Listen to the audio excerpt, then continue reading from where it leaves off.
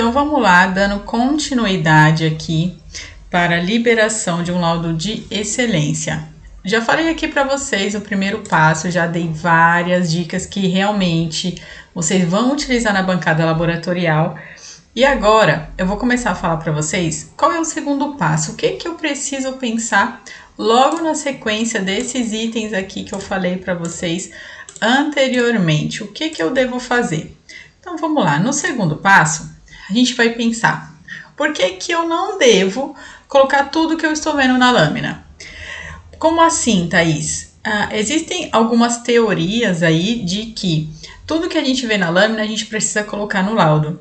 Só que não é bem assim. Isso poderia funcionar com alguns analistas que são mais antigos ou antes, né, de ter um outro conceito do que é o analista de verdade, né? Um analista, ele vai realmente fazer uma análise, por isso que o nome dele é analista. Se for para colocar tudo que ele está vendo, a gente não precisava ter um analista, né? Era só a gente pegar o exame que sai lá do equipamento e já jogar todas aquelas observações que o equipamento solta, já coloca no laudo, né?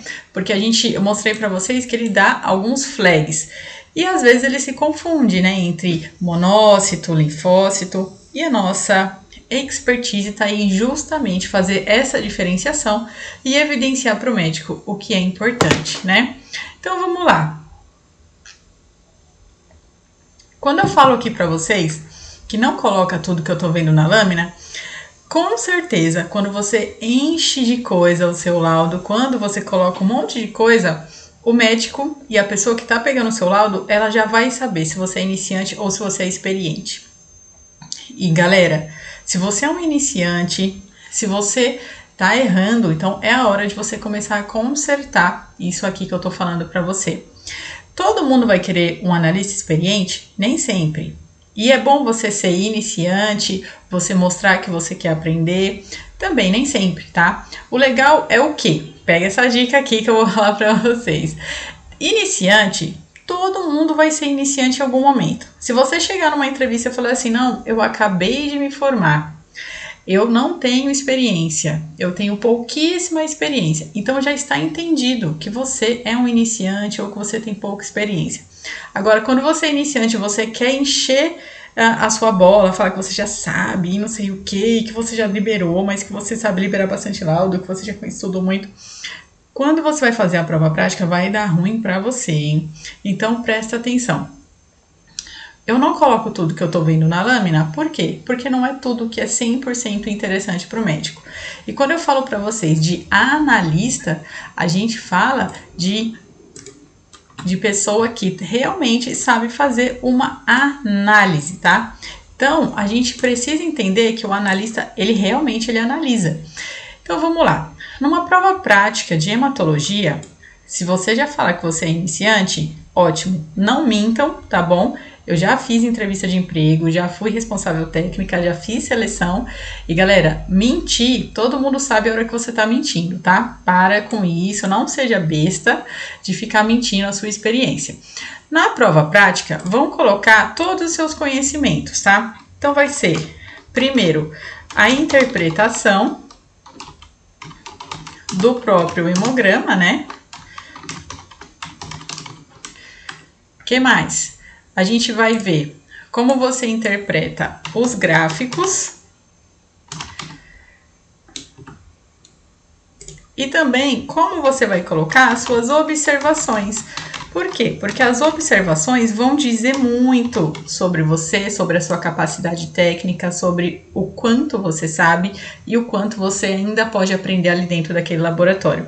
E o que eu quero dizer com isso? Eu quero dizer que, às vezes, é bom você não saber tudo. É bom você não dar uma de que sabe todas as observações, que sabe de todas as doenças, porque algumas empresas, elas preferem os analistas que vêm meio crus, né? Que ele vem meio quase zerado aí para aprenderem, para absorverem o conteúdo que aquela empresa está te oferecendo, tá? Então, assim, isso também é muito importante. O que eu passo aqui para vocês é uma vivência, tá? Do que eu já passei, de tudo que acontece, eu já fiz entrevista, então eu sei muito bem o que a gente leva em consideração. E assim, se você observar existe um padrão entre as empresas, tá? Entre as empresas que têm alto padrão, que têm alta qualidade, e as empresas que têm uma qualidade um pouquinho menor, né? Que são menos exigentes. Existe um padrão. Mas o que é unânime é, vocês precisam ter um brilho nos olhos para vocês entrarem nas empresas, tá? E vamos lá. Quando a gente coloca lá que as observações certas, eu também entendo que você tem um raciocínio lógico, que você consegue se expressar e que você consegue interpretar e organizar as suas ideias. E isso também, interpretar, tô escrevendo aqui, interpretar e organizar as suas ideias. Por quê? Porque isso também leva em consideração quando você vai conversar com o médico, como você vai se portar. Gente, tudo isso é um indício, tá? Do que você vai fazer já no seu dia a dia laboratorial. Então, assim, se eu saio colocando tudo que eu tô vendo na lâmina, por exemplo, expliquei para vocês como que a gente faz uma liberação de poiquilocitose, quanto a gente deve levar em consideração. E por que eu expliquei isso? Porque às vezes a pessoa ela tá vendo um eliptócito, ou ela acha que é um eliptócito, ou às vezes tá vendo uma hemácia em alvo, e aí ela coloca, né? Aí o paciente não tem, tá tudo normalzinho, a série vermelha dela, a pessoa vai lá, rara poiquilocitose discreta com raros eliptócitos, com raros hemácias em alvo. Então, observa o hemograma inteiro, coloca as ideias, tá? Em ordem, para você conseguir fazer essa liberação. E tudo isso, quando você se organiza, quando você sabe interpretar, quando você sabe quais são as observações pertinentes, vai mostrar que você tem qualidade, vai mostrar que você é um biomédico que trabalha com excelência, tá? Com excelência mesmo, excelência. Que você trabalha com excelência, que você sabe o que você está fazendo, mas que ao mesmo tempo você está disposto a aprender, está disposto a ouvir os seus outros colegas, tá? Tomar uma água aqui.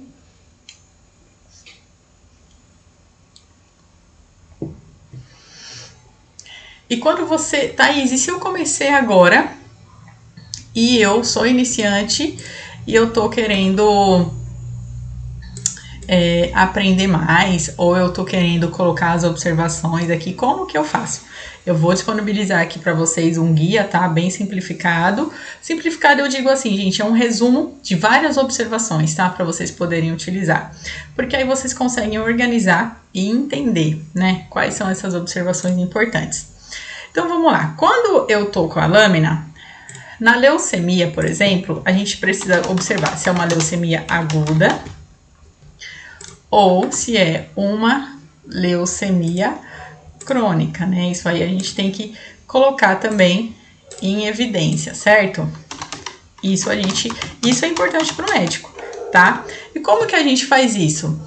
Às vezes eu posso ter uma leucemia crônica que ela vai começar a agudizar em algum momento. Isso pode acontecer e existem leucemias que têm essa característica mesmo. Então, o número de blastos é extremamente importante, tá? Nesses casos. E o porquê que eu tô falando isso pra vocês? Porque não adianta você querer liberar exame com base no anterior. Um paciente que tem uma leucemia aguda, ele pode piorar de um dia pro outro, como ele também pode melhorar. Confia na sua contagem. Ai, Thaís, eu não sei como que eu vou fazer.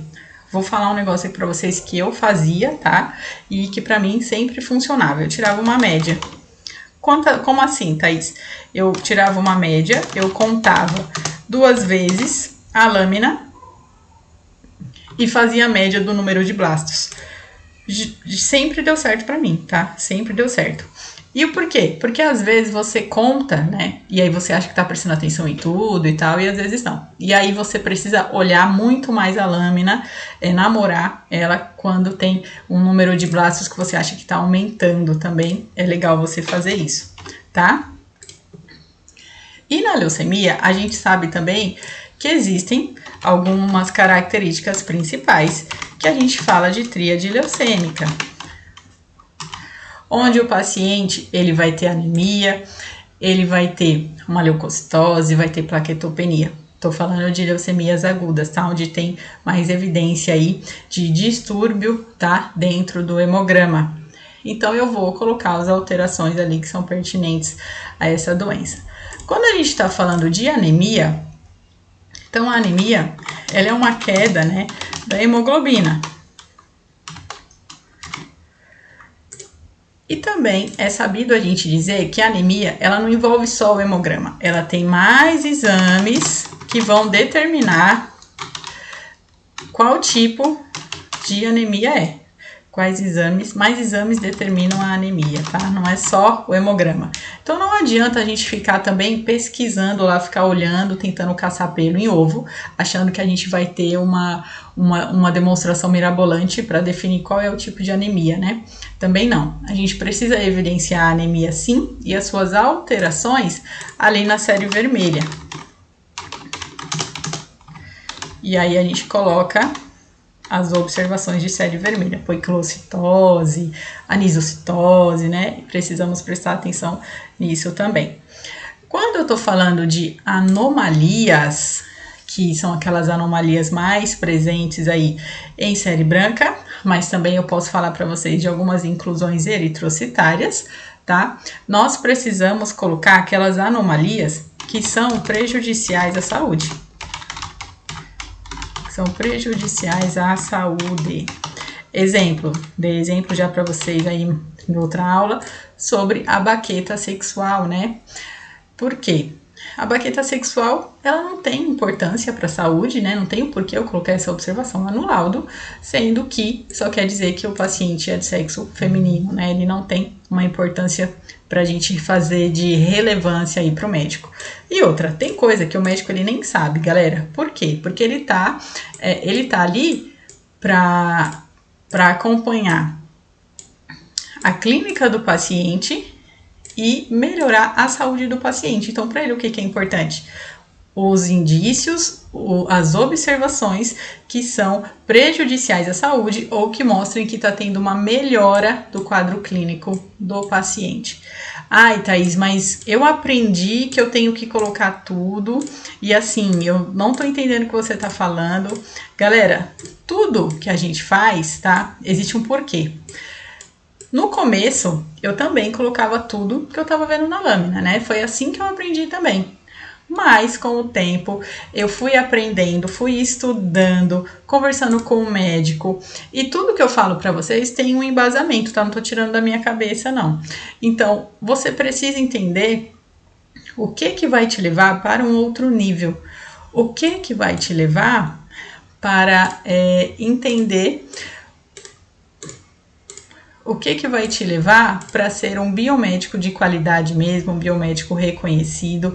E isso tá tudo englobado aqui, ó, nessa parte. Por quê?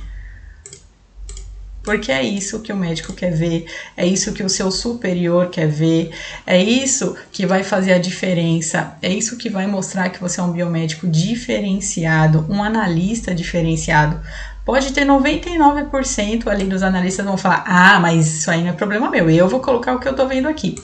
Pode ter certeza que aqueles 99% de analistas que falam isso vão ser para sempre um analista júnior, vão só chegar a ser analista pleno, nunca vão receber propostas de empresas legais, de empresas melhores ou para subir de cargo mesmo, tá? E isso acontece de forma natural, conforme você vai trabalhando com qualidade, essas oportunidades vão aparecendo aí para vocês, tá bom? Então espero vocês agora na nossa próxima aula.